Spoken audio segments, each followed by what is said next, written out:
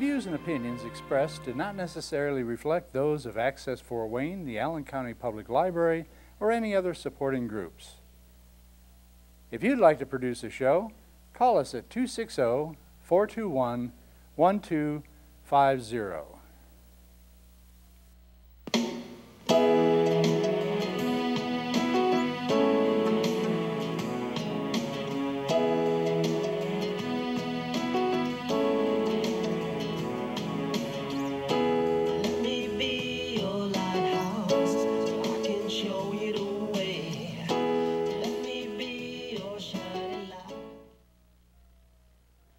Hello, welcome back to my show. Hey, I run. Listen, last week we had two guests. We were talking about pro-life, and they are here with me today. And this is Mike Spencer, Patty, thanks for having me on again. And Cathie Humbarger. You are with Allen County Right to Life. And you are with Life Training Institute. Let's talk about you. All right. Talk to me about yourself. Where were you born? I was born and raised in Detroit, Michigan, and spent the first 21 years of my life there, and then moved here to the wonderful city of Fort Wayne, where I spent the next 21 years of my life. And now I reside in Ohio, where I've been for 7 years with my wife, Barbara, and our 5 children. So you're going to be there for 21 years? Well, I don't know. We'll see. 21. I hope I'm around in another 21 years. Oh, you will be. So, yeah. And I'm the Midwest Director of Training for Life Training Institute. I'm fairly new to this role. I came on staff with them almost a year ago. It'll be a year this January. And our primary ministry is to make the case for life, to train pro-lifers to persuasively and winsomely advocate on behalf of the unborn. So that's what we do. Do you like what you're doing? I love what I'm doing. Yeah. Do you have a lot of people working with you?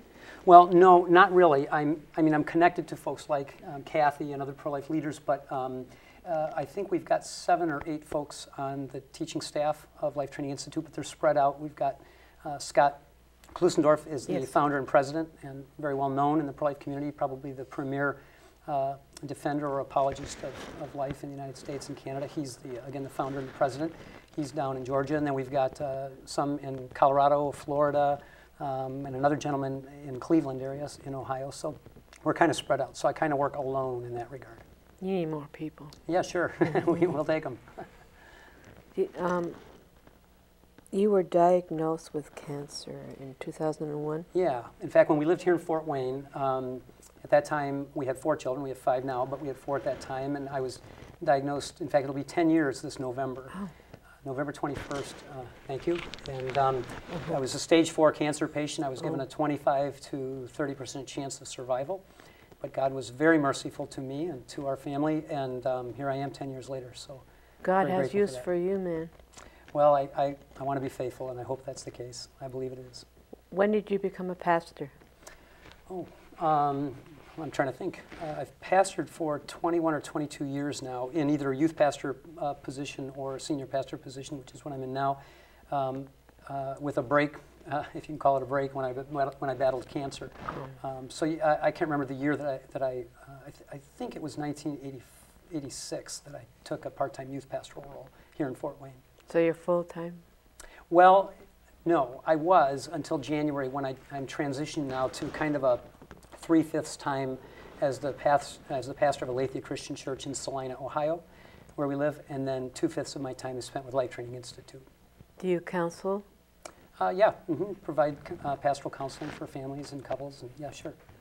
In churches, I don't really hear too much about the talk about pro-life, abortions, and end of life.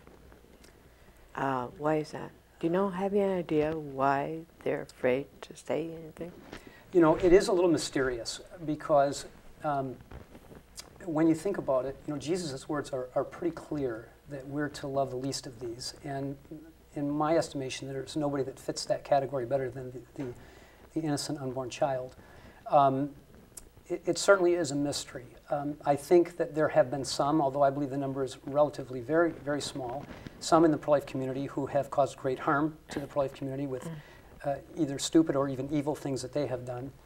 But the tragedy there is that I think a lot of pastors and church leaders have seen the opportunity to sort of escape moral obligation or moral responsibility for the unborn by sort of pointing to those few in the pro-life community who have made it bad for the rest. That's a tragic thing because somebody does it wrong doesn't excuse us from doing it right. No. And so I think that's unfortunate. I do think there's probably a myriad of reasons, but I think that there is a coldness in our culture, and unfortunately the pastorate is not immune to that. Even in our churches. Yeah, I think even in our churches. I mean, if you look at Nazi Germany, many churches, in fact, certainly the majority of churches in Nazi Germany remained silent during that time. Now, at least they had the excuse that if they spoke up for their Jewish neighbors, it could cost them their lives. We don't have that excuse in America. And we're supposed to have freedom here. well, and we do. Those freedoms are certainly being chipped away at. But the reality is that today, even in 2011, there's no cost for standing for the unborn in our churches. I say no cost. Somebody might become upset with a pastor for speaking out on it. They might leave. But that's a relatively small price to pay to stand up for the little ones that are so precious to And there Christ. are people who are in church, young ladies or older ladies, who have had abortions or are thinking about it. No question about that. And they are very ashamed, or they don't want to make it known to their pastor, thinking that they might not be saved, by the Lord himself, won't be forgiven. Pastor Spencer, do you think that there are pastors who maybe wrong-headedly, but still sincerely believe that if they talk about the abortion issue, it's going to make a woman who is sitting in the pew uncomfortable and feel bad, and even though the only solution to her uncomfortableness and her Is to confess it is and to find forgiveness. right, and I have even heard women who have had abortions say, I thought this was the unforgivable sin because we never discuss it in church, so therefore it must be so bad. Right.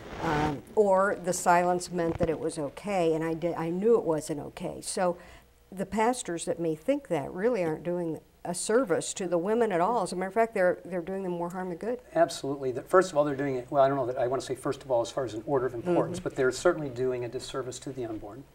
And they're certainly doing a disservice to the women and the men in the congregation who have been involved in abortion. And just to share a brief story, when I started pastoring the church that I'm pastoring now and have been for 7 years, when I first came on staff, I hired in December, and a month later was January, and that's typically the month that pastors address the issue. If they're going to address it, that's typically the month that it gets addressed. And so I took opportunity, and I was told that I was the first pastor in 55 years of history in this church to speak on the issue. And again, I can't speak to why the other pastors didn't, but I had immediately, when that service was over with, I had a young woman come up to me, I don't know, early 30s, and clearly, visibly shaken by the message. And her name is Angie, and I share this with her permission. In fact, Angie has gone all over. She's spoken at the National March for Life at least on 2 or maybe 3 occasions, and sharing her story. But Angie came up to me in tears, very shaken, and wanted to meet with me. And I made myself available. We met. And the long story short is that Angie didn't realize that she could be forgiven. And I had the joy of being able to share that with her and share the gospel with her. Which at the heart of the gospel is the forgiveness of Jesus Christ. And Angie has found freedom, she's found forgiveness, and so I do think you're right. I think that it is wrong-headed thinking, but pastors, and first of all, we should say that there are pastors that are faithful in this, and I'm so grateful for those that are. But there is a great deal of thinking in the church that says, let's don't upset anybody. Are they afraid to talk? I think fear is a big thing, and I have a hard time being sympathetic to that. Because we have a rich history throughout church history and throughout the world of pastors and church leaders and Christians in general standing up for truth and losing their lives for it. And so in America, when the cost is so small, if any cost at all, I just don't have a lot of sympathy for it, if I'm honest. But it is a great travesty because, in Ezekiel it talks about that elders or pastors are to be the watchmen on the wall. They're the ones to be blowing Ezekiel's trumpet. And we hear a lot today in the church about being relevant. A lot of talk about being the relevant church. And usually that's defined by a 28-year-old pastor with a tattoo and a fog machine on the stage. He's preaching.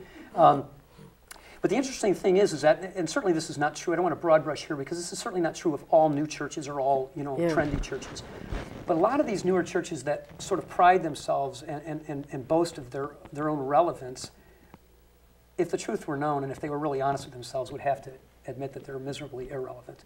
Because how could any church call themselves relevant and yet not speak to 53 million children having died since 1973? It would be like a church in the South, say in Alabama in 1963, boasting of their relevance, but never speaking to the issue of segregation or racism. There's no more relevant issue than the issue of abortion, regardless of what position you take. But certainly if you hold the position that life is sacred from the moment of conception, then there's no more relevant issue than to speak on behalf of those who have rights. Well, doesn't it say in the Ten Commandments, thou shalt not kill? That's right. Well then, why aren't they preaching that? Well, in the church, a lot of pastors sort of excuse themselves from that by saying, well, the Bible actually, nowhere in the Bible does it or does Jesus condemn abortion explicitly. And in one sense, that's true. In other words, you don't see the word abortion anywhere in the Bible. Nowhere does Jesus say, thou shalt not have an abortion. But we do have in Exodus chapter 20, as well as in Matthew chapter 5, and various other passages, clear... In the womb, you knitted. Yeah, clear, that's right. Psalm 139 speaks of the fact, and that's the point, really, because while we don't have a clear Bible verse that says, thou shalt not have an abortion, we do have plenty of clear Bible verses that say, thou shalt not kill. So then what we have to ask is, what life is being ended? What is happening when an abortion takes place? It does end the life of a human being. So if that's the case, then we don't need a specific prohibition that says, thou shalt not abort, any more than we would need a specific prohibition that says, don't shoot somebody with a gun or don't kill somebody with a hammer. We don't need the specific method of killing to be prohibited. We only need killing in general to be prohibited. And that reminds me of a question that you brought up, Pastor Spencer, in the last program, and that was, what is it? Because if, and we know it is, a human being, by virtue of scientific evidence and a whole host of ways that we can attest to that, then you're right. Any passage that has anything to do with taking the life of an unborn, probably like, well, duh, don't you people get it? Of course. Right. Darwin didn't help. Evolution. Well, no, but again, not to pile on the church, but certainly Darwinism has been detrimental not only to the church and it's the influence of the church, but it's been detrimental to society. We can't tell people that they evolved from monkeys, that nobody took nothing and made something out of it, and here we are, and then say, now love each other. I mean, there has to be a moral transcendent lawgiver for us to have moral laws. Or it's only a theory, this Darwinism, but we have fact. Yet people believe in a lie more than they believe in the truth, because the truth is so simple.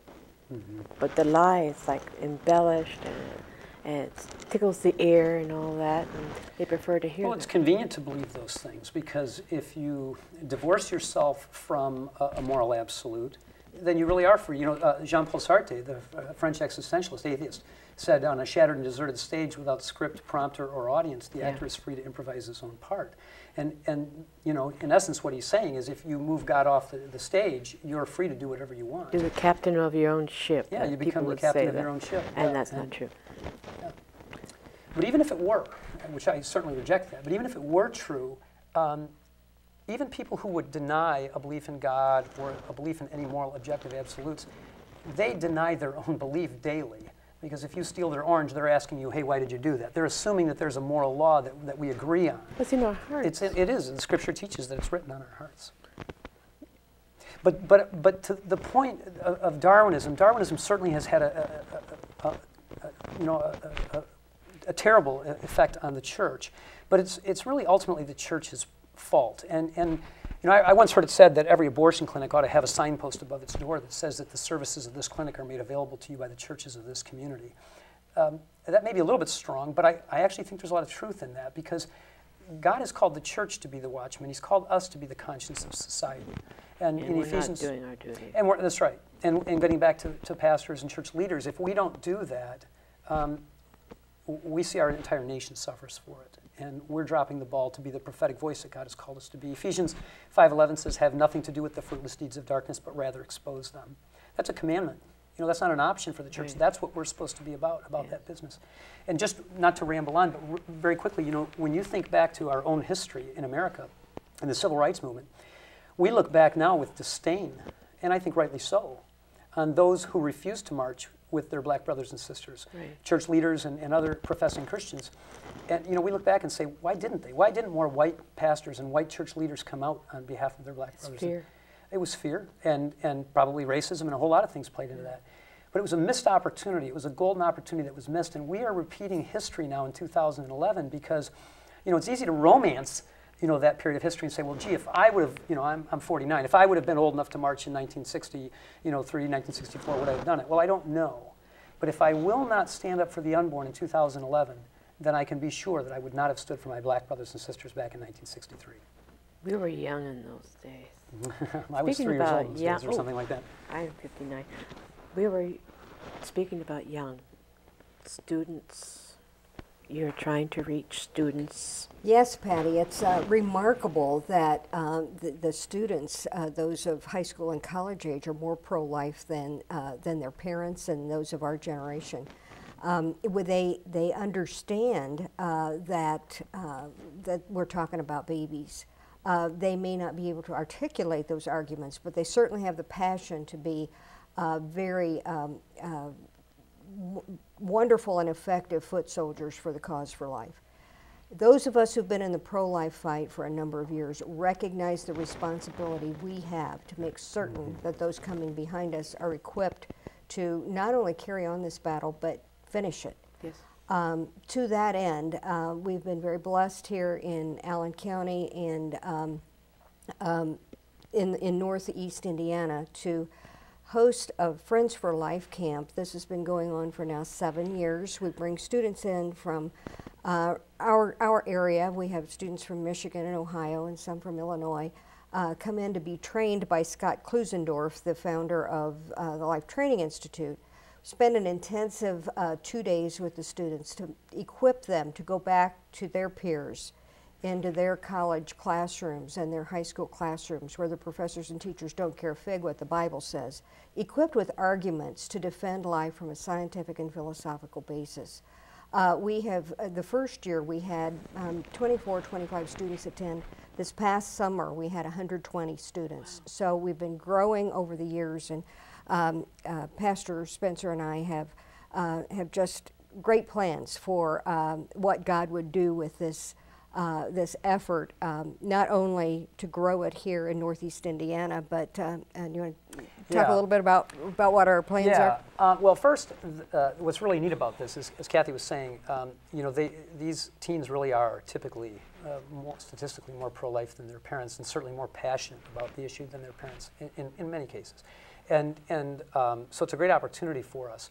But what's really also exciting is that they're in the trenches. You know, they're rubbing shoulders with students who are becoming pregnant out of wedlock or finding themselves in unwanted pregnancies. And so they're really strategically placed to really have a great impact. More about it. Yeah, and they're the future leaders. You know, there are future senators and congressmen and judges and so on and so forth. And so that's exciting. But what we're basically doing is again, Cathie's work with the Allen County Right to Life has developed the Friends for Life boot camp. And we are in partnership with that through Life Training Institute. And what we're going to be doing in 2012 is going to other Right to Life chapters, affiliates throughout the state of Indiana, and providing some of that training in their communities. In other words, taking it to them with the hopes of being able to get more of them to come back in the summer for the big boot camp that we host here in Fort Wayne.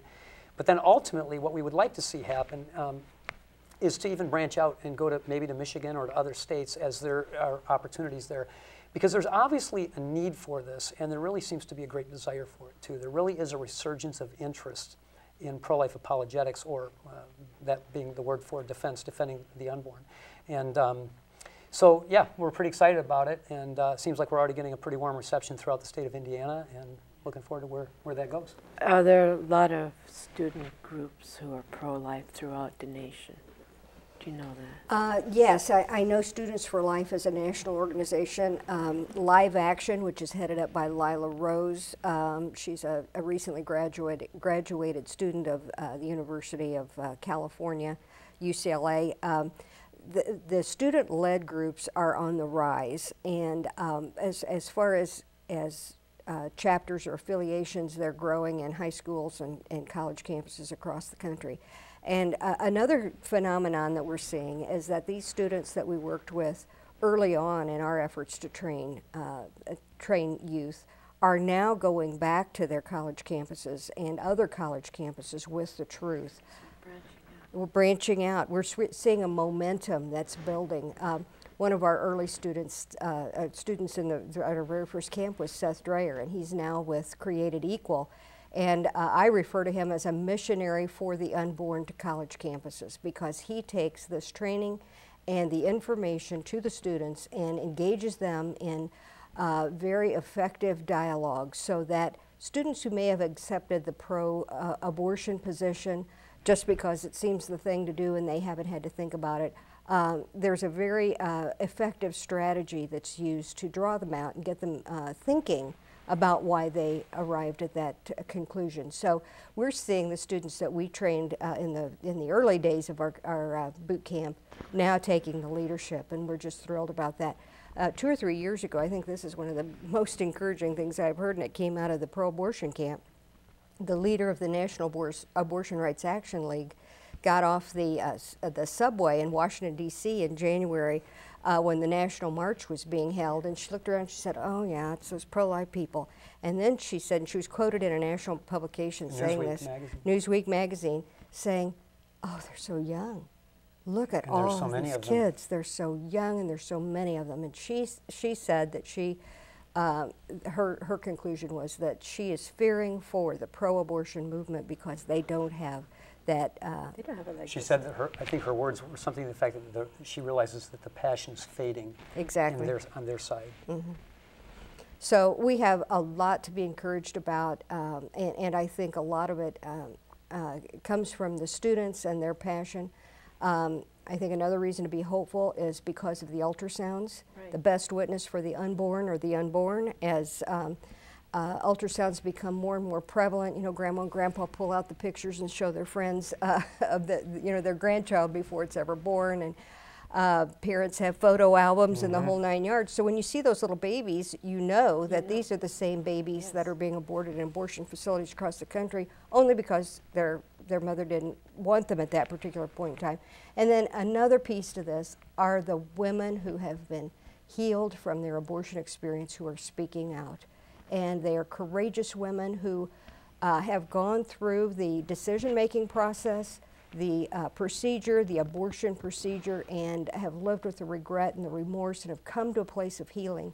I think on both sides of this issue, the loudest advocates are those who have experienced an abortion, either on the pro-abortion side, because to deny that to say that it was wrong means that they have to deal with their own decision, and also on the pro-life side, because those women that have been there know what they're talking about, and you can't tell them that their testimony is incorrect. Yep. So, what's that? Chris Hopper, Silent No More Awareness. Yes. That's what you're talking about. Right. And I would encourage any of your viewers to contact us at the office, 260-471-1849, 260-471-1849, and you can certainly be connected with confidential and free help to reach a place of healing. Yes, because you are definitely needed here in Fort Wayne and surrounding areas, and we need you. We need more people in your institute. Well, it's a joy to be a part, and this is Life Training Institute. Life Training Institute is growing, and that's exciting to see that too. So yeah, thank you for that vote of confidence. Well, we do. I mean, Planned Parenthood is shaking in its boots and is trying everything in its power to use the courts to go against any of us. Well, they who have are to use the courts because they said there's legal. They've been failures at really persuading. Yes. And certainly as ultrasound technology has advanced and we're seeing clearer and clearer images of these babies, their battle becomes more and more uphill, because people really are seeing that this is not a parasite or a blob of tissue or a product of conception. It's a real little boy. It's a real Real human being. Planned Parenthood also receives millions of dollars of taxpayer money that subsidizes their business as well. Yeah. So it's really money. Well, it is. You think about it, most abortion clinics are owned and operated by men for profit, profiting off of women in times of crisis. Right. Most crisis pregnancy centers, in fact, I would venture to say almost all of them are run, or most of them are run by women, and almost all of them, their services are free, or at least most of their services are free. You know, that's a telling statement. Yeah. That the abortion industry is making money off of women, but claiming to be the advocate of women, whereas the crisis pregnancies are offering free services and Right. help. And of course, they've been characterized by the media and those in the abortion choice camp as, you know, being those that want to control women and blah, blah, blah. But, you know, the dollars really, I think, tell a story. Yeah. Well, I'd like to thank you too. Please do come again. We will. Thank you. Thank you. It's great to be here. Pleasure's been mine.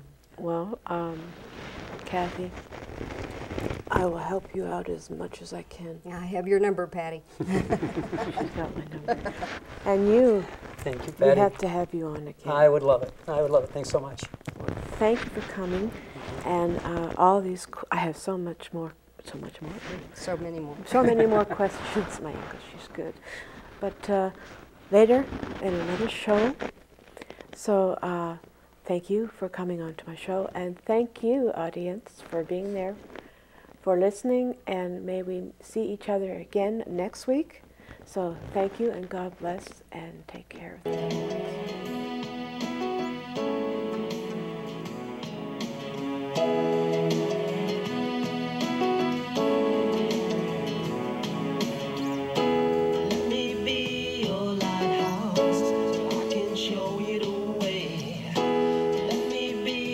Shining light.